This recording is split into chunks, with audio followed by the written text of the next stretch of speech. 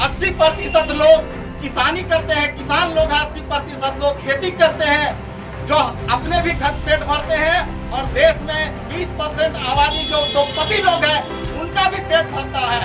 लेकिन ये निकम्मी सरकार जो है उन किसानों की बातों को नहीं सुन रही है। मैं चाहता हूँ शोषित मुक्ति वाहिनी के तहत ये संदेश मोदी के कानों तक जाए कि मोदी के हिटलर सही रवैया नहीं चलेगी। एक आम जनता के बातों को सुनना होगा, उनके दर्द क्या है उनका निवारण कराना होगा, नहीं तो ऐसी सरकार इस भारत में नहीं रह सकती है। नमस्कार, आप देख रहे हैं बेरमो टुडे। मैं हूँ अफरोज आलम और आज हम मौजूद हैं बेरमो के जरेडी मोड़ पे, जहाँ किसान बिल के खिलाफ आंदोलन किया जा रहा है।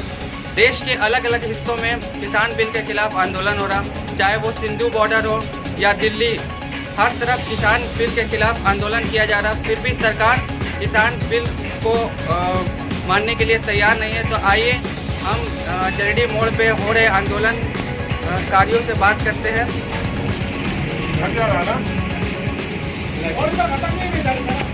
सर, आज आप किसान बिल के खिलाफ जो आंदोलन कर रहे हैं, लेकिन सरकार का कहना है किसान बिल जो हम लोग लाए हैं वो बिल्कुल सही है, किसानों को इससे बिल्कुल फ़ायदा मिलने वाला है, तो फिर ये आंदोलन क्यों किया जा रहा है? किसानों की हकमारी करके कॉरपोरेट घरानों को लाभ पहुंचाने का सीधा सीधी षड्यंत्र है। आप देख लीजिए, जो 3 किसान बिल है, पहला उसमें है कि किसानों का सरकार कहती है कि हम किसानों को किसी भी देश के दूसरे हिस्से में हम बेचने का अधिकार देते हैं। दूसरा उनका कहना है कि हम कॉरपोरेट कॉन्ट्रैक्ट सिस्टम लागू करके हम किसानों की आमदनी बढ़ाना चाहते हैं। तीसरा उनका बिंदु है कि जो भंडारण का है वो असीमित रहेगा, उस पर कोई नियंत्रण नहीं रहेगा। मेरा कहना है, भारतीय किसानों का जो कहना है, ये सरकार का सीधा सीधी षड्यंत्र है। वितरण प्रणाली में जो पहले किसानों के हाथ में हुआ करता था उसको समाप्त करने का षड्यंत्र है। दूसरा, जो हमारी जो अड़ाहत और मंडी की जो व्यवस्था थी, सरकारी व्यवस्था थी, कॉन्ट्रैक्ट फार्मिंग के जरिए उसको समाप्त किया जा रहा है। और तीसरा जो है, बड़े घरानों को लाभ पहुंचाने के लिए जो पहला जो बिल है, कानून जो बनाया गया है बिल में, कि वो देश के किसी भी दूसरे हिस्से में दे सकते हैं। तो आप ये बताइए कि हमारे गांव का किसान क्या कभी जाते थे माथे पर लेकर के दिल्ली में बेचने के लिए, बल्कि वो आस पास के मंडियों में ही अपना कारोबार करते थे। अगर ये व्यवस्था लागू होती है तो सीधा सीधे कॉर्पोरेट घराने को लाभ मिलेगा। देश का जो राष्ट्रीय मीडिया है और भाजपा के ही कुछ लोग का कहना है कि जो आंदोलनकारी है वो खालिस्तानी है, तो क्या यहाँ भी कुछ खालिस्तानी मौजूद है? देखिए, ऐसा कुछ नहीं है। भारत देश की जो भी नागरिक है वो भारतीय है।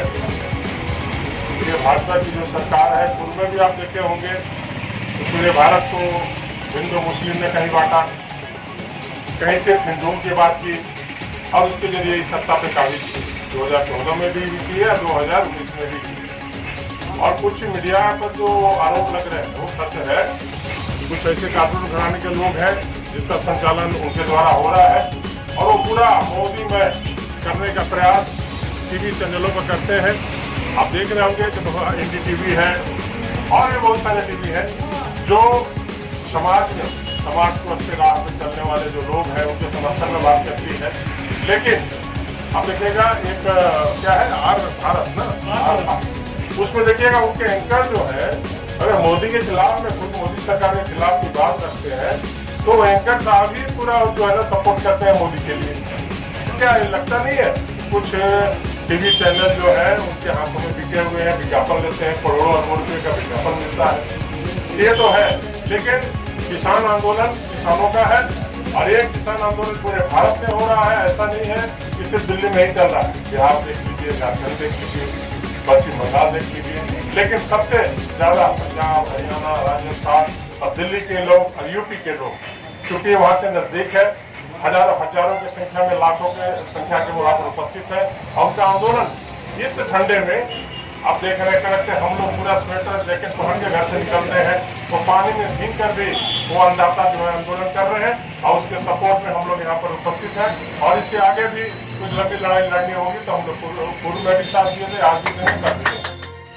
अभी इन्होंने जैसा कहा कि दिल्ली, मुंबई और देश के अलग अलग हिस्सों में किसान आंदोलन किया जा रहा है और बहुत बड़ा लंगर का भी आयोजन किया जा रहा है। तो लोगों में एक सवाल उत्पन्न हो रही है, भाजपा के लोगों में खासकर ये सवाल उत्पन्न हो रही है कि इतना बड़ा लंगर का आयोजन और इतना बड़ा आंदोलन जो हो रहा है, ये फंडिंग कहाँ से हो रहा है?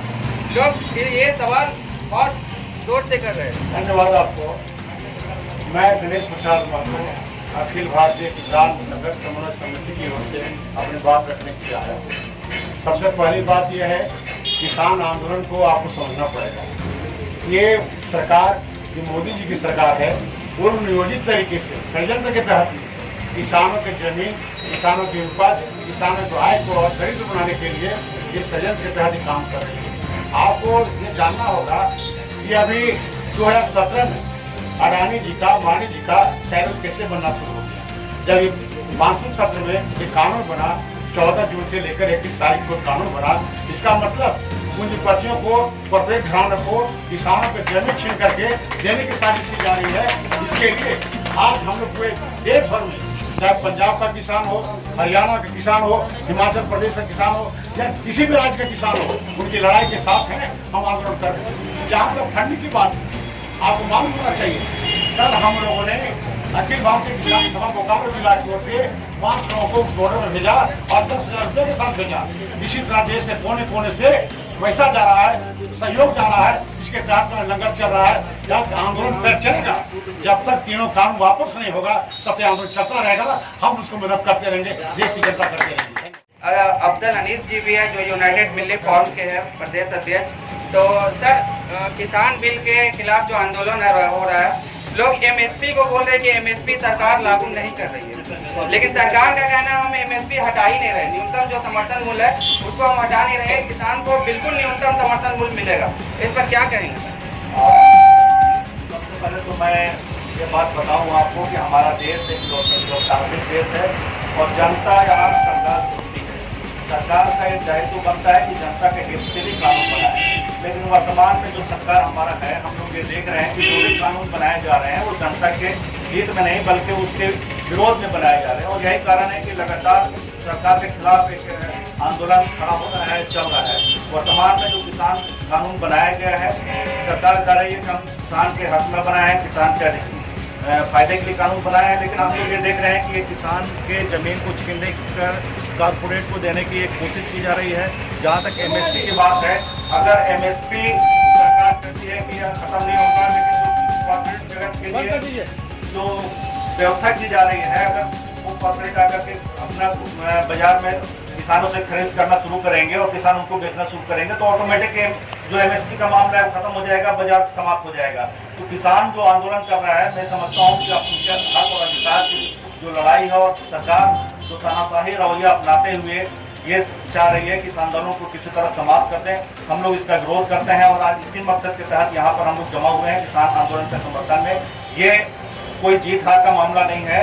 अगर सरकार ये कहती है उसको जो एक तरह से मैं समझता हूँ कि एक अड़ियल रवैया अख्तियार करके उनकी बातों को नजरअंदाज किया जा रहा है, तो यहाँ पे जीत हार का मामला नहीं है। सरकार को समझना चाहिए कि अगर किसान की जीत होगी तो देश की जीत होगी और किसान की हार होगी तो हमारा देश का हार होगा। तो हम लोग किसान के समर्थन में है और जब तक ये आंदोलन चलेगा हम लोग उनके समर्थन में खड़े रहेंगे। किसान बिल का जो आंदोलन किया जा रहा है, सरकार भी मानने को तैयार नहीं है और किसान भी मानने को तैयार नहीं है, तो क्या लगता है कब तक ये आंदोलन चलेगी? ये आंदोलन, मैं पप्पू रामानी शोषित मुक्ति वाहिनी का सिपाही हूँ। मेरे मन में एक ख्याल उठा, मैंने देखा कि किसानों का आंदोलन इतने दिनों से चली आ रही है, हमारे ना जाने कितने किसान शहीद हो गए बॉर्डर पर। इस ठंड कड़ाके की ठंड में हमारे दिल में दर्द हुआ, मेरे आंख से आंसू बहने लगा कि ये गूंगी बहरी की सरकार जो देश के नागरिक हैं, जो 80% लोग किसानी करते हैं, किसान लोग 80% लोग खेती करते हैं, जो अपने भी घर पेट भरते हैं और देश में 20% आबादी जो उद्योगपति लोग हैं उनका भी पेट भरता है। लेकिन ये निकम्मी सरकार जो है उन किसानों की बातों को नहीं सुन रही है। मैं चाहता हूँ शोषित मुक्ति वाहिनी के तहत यह संदेश मोदी के कानों तक जाए कि मोदी के हिटलर शाही रवैया नहीं चलेगी। एक आम जनता के बातों को सुनना होगा, उनके दर्द क्या है उनका निवारण कराना होगा। नहीं तो ऐसी सरकार इस भारत में नहीं रह सकती है। इस सरकार जो है सारा व्यवस्था को निजीकरण के हाथों में बेच दे रही है। हम लोग निकम्मे होते जा रहे हैं। मेहनत कश मजदूर, नौजवान साथियों, सारे लोगों को निकम्मा किया जा रहा है। इसलिए मैं यह मोदी सरकार के खिलाफ आह्वान करता हूं, शोषित मुक्ति वाहिनी के बैनर तले की आवाज पहुंचे मोदी सरकार के कानों में कि आप कितने देश में अव्यवस्था कायम किए हुए हैं। सबसे बड़ा अर्थव्यवस्था उस समय काम किए थे जब नोटबंदी किए थे, नोट पर हमला किए थे। सबसे बड़ा आघात देश को पहुंचाए हैं मोदी जी। इसलिए मैं मोदी सरकार को मुर्दाबाद मोदी सरकार, मुर्दाबाद मोदी सरकार, इनकलाब जिंदाबाद, शोषित मुक्ति वाहिनी जिंदाबाद। किसान आंदोलन बढ़ता ही जा रहा है। तो लोगों का कहना भी है कि अगर जब तक मोदी सरकार किसान बिल के खिलाफ जो काला कानून है वो वापस नहीं लेगी, तब तक ये आंदोलन चलेगी। जब तक आंदोलन को समाप्त करने के लिए मोदी सरकार काला कानून को वापस नहीं लेती है। तो आप देख रहे थे बेरमो टुडे, मैं हूँ अफरोज आलम, धन्यवाद।